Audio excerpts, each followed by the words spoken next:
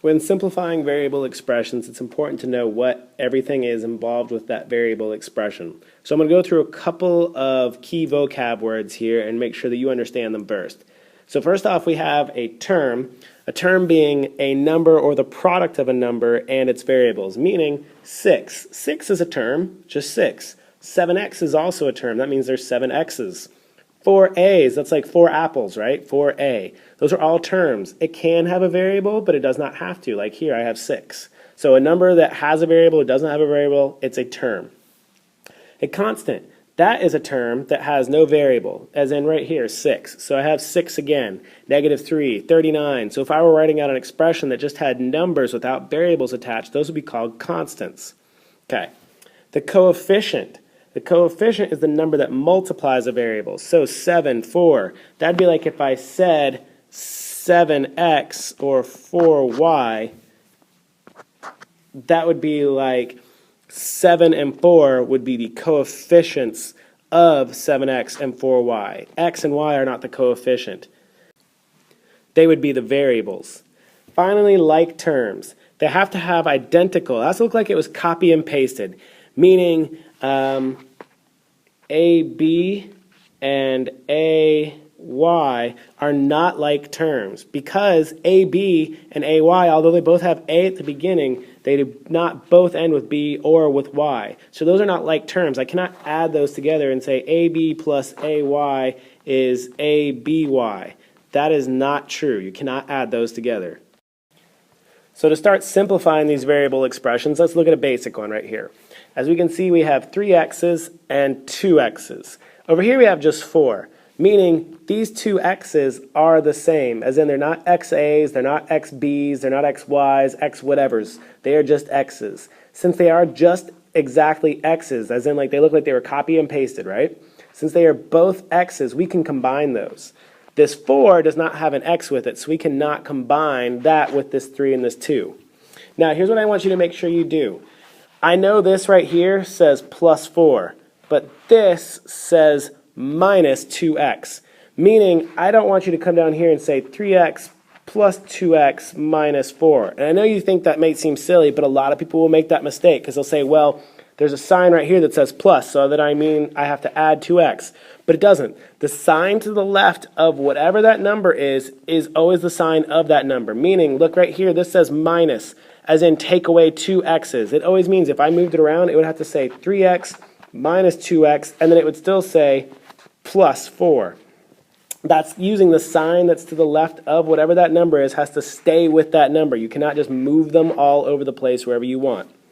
So once I've combined, once I've rewritten this to say 3x minus 2x plus 4, I can combine 3x minus 2x's. So if I had 3 x's and I take away 2 x's, I'm left with 1x. And then I can bring this down and say plus 4. Okay, to fully simplify this, I can leave this as 1x plus 4, or I could write it as x plus 4. It's all the same, because if I had 1 x's, it's just x, right? All right. That is simplified. I cannot add 4 and x and then say 4x. That's not true. So remembering what we just did, I now have y, 6y, 3y, and just 5 with no y's. So the 3 things that can be combined here are these y, 6y, and 3y's, correct?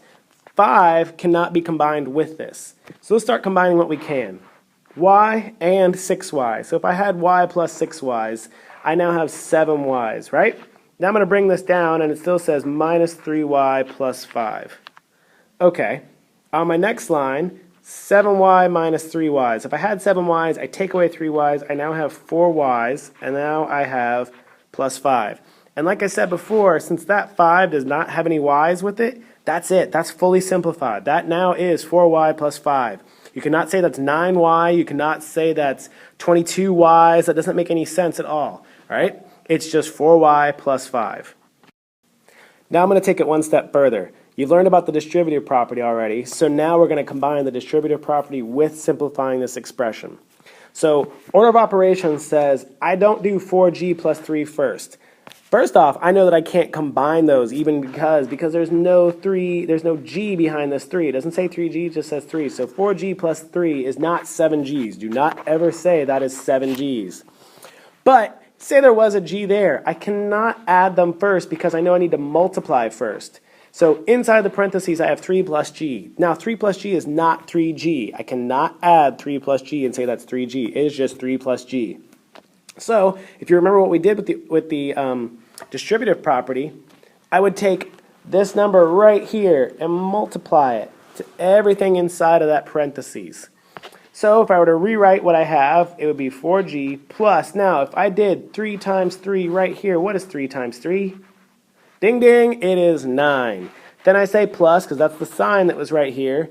Now I have 3 times g. Well, if I had g, and now I have 3 times as many g's, that's 3 g's, right? Okay.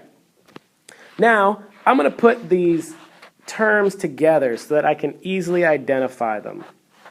Meaning, I have 4 g's, plus I have 3 g's, plus I have 9. Okay. 4g and 3g, that makes 7g's plus 9. Now, is that completed? Is that fully simplified? Can I add that 9 to that 7? No. My answer, fully simplified now, would be 7g plus 9. And that's it. I'm going to do one more now, but with subtraction. Again, 3x minus 2, that does not say 2x, does it? It just says 2, meaning 3x's minus 2, I don't know what's, I cannot do that. Also, inside this parentheses, 4 plus 3x, is 4 plus 3x 7x? No, it's just 4 plus 3x, so this has to stay 4 plus 3x. So, as is, I cannot add these, and I cannot subtract these. So now, I've got to multiply. So I take this 2, and I multiply it to everything in here. But now remember, I have this subtraction sign. That means I need to subtract everything that happens inside of that parentheses. Meaning, let me write it out. 3x, now I'm going to say minus, what's 2 times 4?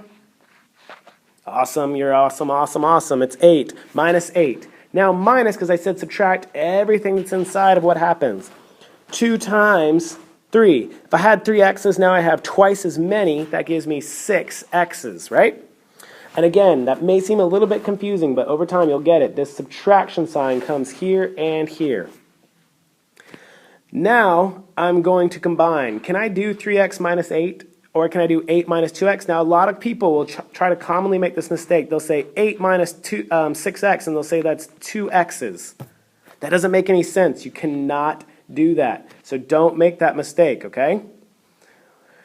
What you can do, though, is move everything so that it makes sense. So we have 3 x's here, and we have minus 6 x's. And like I said, this sign needs to stay with this number. This sign needs to stay with this number.